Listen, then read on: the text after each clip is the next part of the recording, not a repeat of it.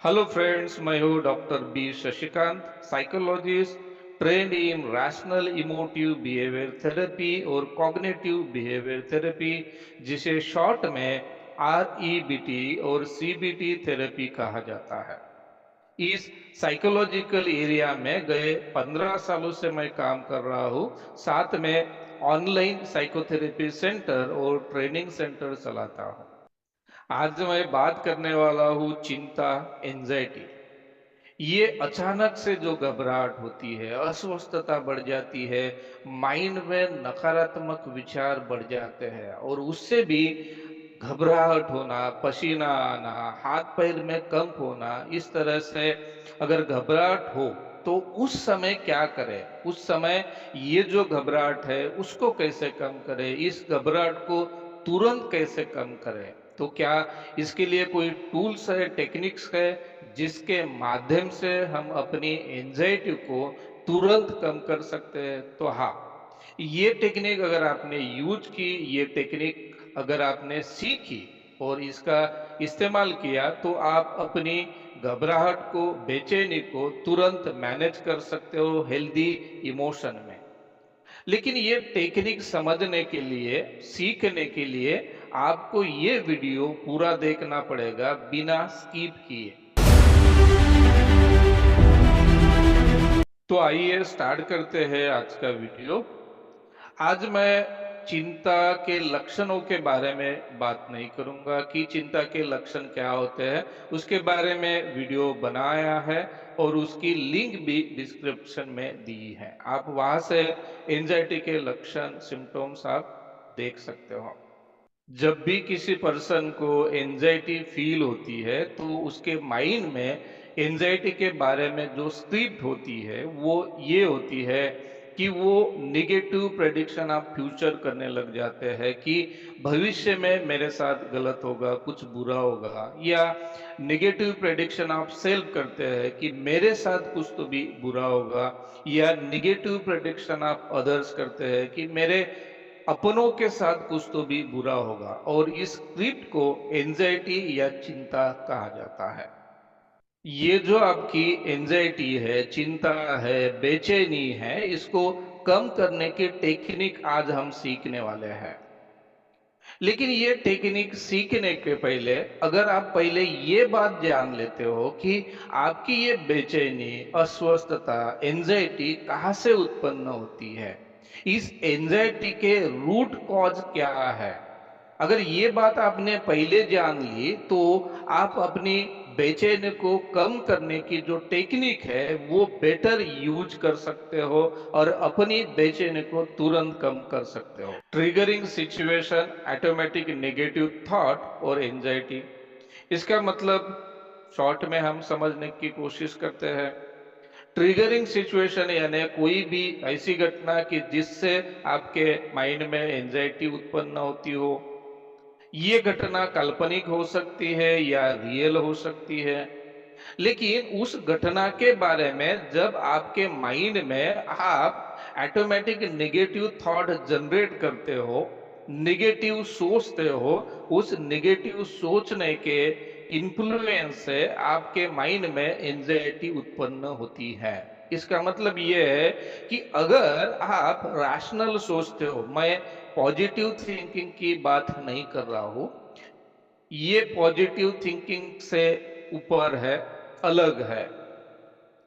तो अगर आप रैशनल सोचते हो, लॉजिकल सोचते हो, तार्किक सोचते हो, तो आप अपनी एंजाइटी को मैनेज कर सकते हो। अभी ये जो बात है, इस बात को हम समझने की कोशिश करेंगे और उसके बाद ऐसी टेक्निक्स और टूल्स सीखेंगे कि जिसके माध्यम से आप अपनी कितनी भी बड़ी एंजाइटी हो, कितनी भी बड़ी बेचैनी हो, आप उसको मैनेज कर पाओगे। इस बात को प्रूव करने के पहले और टेक्निक सीखने के पहले जो YouTube पर टेक्निक्स बताई जाती है, उन टेक्निक से क्या हमारी चिंता, बेचैनी कम हो सकती है, इस बात को भी जरा चेक करते हैं। यूट्यूब पर कुछ लोग बोलते हैं कि एंजाइटी को, बेचैनी को मैनेज करने के लिए अगर आप डीप सांस लेते हो, गहरी सांस लेते हो, धीरे से सांस छोड़ते हो, तो इससे आपकी एंजाइटी, बेचैनी कम हो जाएगी। कुछ लोग बोलते हैं कि आप पानी पीजिए तो आपकी एंजाइटी कम होगी। कुछ लोग बोलते हैं कि आप मांसाहार बंद कीजिए तो आपकी बेचैनी कम होगी। कुछ लोग बोलते हैं कि किसी नाम का जप कीजिए तो आपकी एंजाइटी कम होगी। कुछ लोग बोलते हैं कि कोई प्राणायाम कीजिए तो आपकी एंजाइटी कम होगी। लेकिन दोस्तों, क्या ये सब बातें करने के बाद भी आपकी एंजाइटी कम हुई है क्या? क्या उस समय ये सब बातें करना पॉसिबल है क्या? नहीं है। तो आइए ऐसी टेक्निक सीखते हैं कि जो रियल में वर्क करे और रियल में हमारी चिंता, एंजाइटी, बेचैनी को कम करे। अभी देखिए कि हमने जो मॉडल सीखा है कि triggering situation, automatic negative thought और एंजाइटी, इस मॉडल के आधार पर हम कुछ बात करेंगे और नई नई, बेटर, बेस्ट टेक्निक सीखेंगे। जब भी किसी पर्सन को एंजाइटी फील होती है तो उसके माइंड में इस तरह के ऑटोमेटिक नेगेटिव थॉट या इरेशनल धारणाएं उत्पन्न होती है। जैसे कि अगर मेरे चेहरे पर काले दाग आते हैं तो इससे मैं बदसूरत दिखूंगा, और अगर मैं बदसूरत दिखता हूं तो इससे मेरी वर्थ, मेरी वैल्यू कम हो जाएगी। अभी ये जो वर्टलेसनेस है कि अगर मैं बदसूरत दिखता हूं तो इसका मतलब है कि मेरी वैल्यू कम हो जाएगी, मेरी कीमत कम हो जाएगी। ये सच है क्या? क्या बदसूरत अगर हम दिखते हैं तो इससे हमारी रियल कीमत कम या ज्यादा होती है क्या? अभी ये जो कीमत है या इंसान की जो कीमत है, वो किससे हम मेजर करते हैं? या इंसान की कीमत नापने के लिए हमारे पास कोई यूनिट है क्या? जैसे वेट नापने के लिए किलोग्राम ये यूनिट है, उसी तरह से इंसान की कीमत नापने के लिए कोई यूनिट है क्या? नहीं। तो ये लॉजिकल नहीं है, प्रैक्टिकल नहीं है। अगर उस पर्सन ने उस वक्त ये सोचा कि अगर मेरे चेहरे पर काले दाग आते हैं तो ये बुरी बात है, उससे मैं बदसूरत दिखूंगा, लेकिन मेरी कीमत, मेरी रियल वर्थ कम या ज्यादा नहीं होती है, तो क्या उस पर्सन को चिंता होगी? नहीं होगी। तो उस पर्सन को उस समय कंसर्न फील हो सकता है। दूसरा ये, अगर मैं नीट के एग्जाम में फेल होता हूं तो मैं एमबीबीएस नहीं कर सकता, और अगर एमबीबीएस नहीं कर सकता तो जी कर क्या फायदा। और इसलिए मुझे नीट के एग्जाम में पास ही होना है, मुझे फेल नहीं होना है, मैं पास ही होना चाहिए। अभी ये जो डिमांड है कि मुझे एग्जाम में सक्सेस मिलना चाहिए, मैं फेल ही नहीं होना चाहिए, मुझे सक्सेस ही मिलना चाहिए, तो क्या ये डिमांड रैशनल है क्या? लॉजिकल है क्या? प्रैक्टिकल है क्या? अभी देखिए, आपके विचारों के अनुसार ये दुनिया क्रिएट हुई है क्या? आपके विचारों के अनुसार ये दुनिया चलती है क्या? आपके विचारों के अनुसार इस दुनिया में घटनाएं होती है क्या? नहीं। तो फिर भी आप डिमांड क्यों रखते हो कि आपके ही विचारों के अनुसार घटित होना चाहिए? उसके जगह पर अगर आप प्रिफरेंस रखते हो, पसंदी और नापसंदी रखते हो, तो क्या ये आपके लिए हेल्पफुल नहीं होगा? अगर मैं नीट के एग्जाम में पास होती हूँ तो ये बात मुझे पसंद आएगी, मुझे अच्छा लगेगा। अगर मैं नीट के एग्जाम में फेल होती हूँ तो ये बात मुझे पसंद नहीं आएगी, मुझे बुरा लगेगा, लेकिन मेरे ही हिसाब से होना चाहिए, मैं फेल ही नहीं होनी चाहिए। ऐसी बात बोलना ये लॉजिकल नहीं है, प्रैक्टिकल नहीं है, अचीवेबल नहीं है, और इसलिए जरूरी भी नहीं है। अगर ऐसा आप सोचते हो तो क्या आपको उस समय चिंता होगी या कंसर्न होगा? तो चिंता नहीं होगी, उसके जगह पर कंसर्न होगा। तीसरा ये है कि अगर मुझे नींद नहीं आती है तो इससे मेरा काम खराब होगा, मेरा दिन खराब जाएगा, और ऐसा अगर होता है तो लोग मेरी वैल्यू नहीं करेंगे, और ऐसा होता है तो ये बात मुझसे बर्दाश्त नहीं होगी। अभी मुझसे बर्दाश्त नहीं होगी, ये इर्राशनल थिंकिंग है। मुझसे बर्दाश्त नहीं होगी इसका क्या मतलब होता है? आप सोच के देखिए कि मुझसे बर्दाश्त नहीं होगा इसका क्या अर्थ है?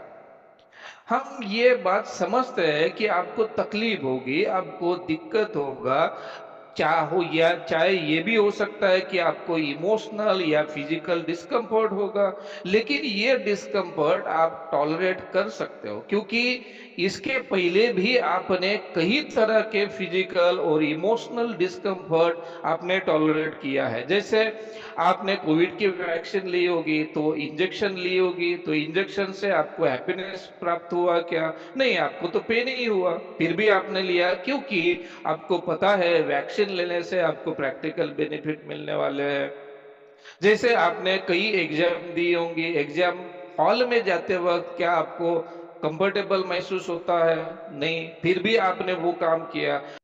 आपको ये बात पता है कि जब भी आपको फिजिकल डिस्कम्फर्ट होता है, इमोशनल डिस्कम्फर्ट होता है और ये physical discomfort, emotional discomfort tolerate करने से अगर आपका प्रैक्टिकल बेनिफिट होता हो, तो ये फिजिकल और इमोशनल डिस्कम्फर्ट टॉलरेट करना चाहिए या नहीं चाहिए? तो बेशक टॉलरेट करना चाहिए क्योंकि टॉलरेट करने से आपका बेनिफिट होगा। मैं टॉलरेट नहीं कर सकता ये बात सच नहीं है, ये आपकी चॉइस है कि ये फिजिकल और इमोशनल डिस्कम्फर्ट आपको टॉलरेट करना है या नहीं है। कर तो आप पाओगे अगर आपने ठान लिया कि ये इमोशनल और फिजिकल डिस्कम्फर्ट मैं टॉलरेट कर सकता हूं, तो आप कर सकते हो। और उस समय अगर आपने ये सोचा कि अगर मुझे नींद नहीं आती तो ये बात सही नहीं है, मुझे पसंद नहीं आएगी, मुझे बुरा लगेगा, लेकिन ये बात मैं बर्दाश्त कर सकता हूँ। तो क्या आपके बॉडी में उतनी ही चिंता उत्पन्न होगी, एंजाइटी उत्पन्न होगी, बेचैनी उत्पन्न होगी? नहीं। तो उस समय आपको कंसर्न महसूस होगा, काळजी होगी।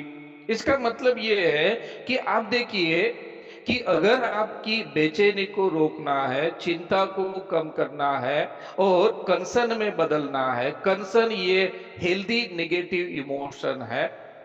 अगर आप अपनी चिंता को, बेचैनी को कंसर्न में बदलना चाहते हो, तो irrational thinking, automatic negative thought के जगह पर रैशनल थिंकिंग कीजिए, रैशनल सोच आप अपनाइए। तो आपने इन तीनों उदाहरणों में से ये बात तो सीखी होगी कि घटना के कारण, ट्रिगरिंग सिचुएशन के कारण आप में एंजाइटी नहीं उत्पन्न होती है।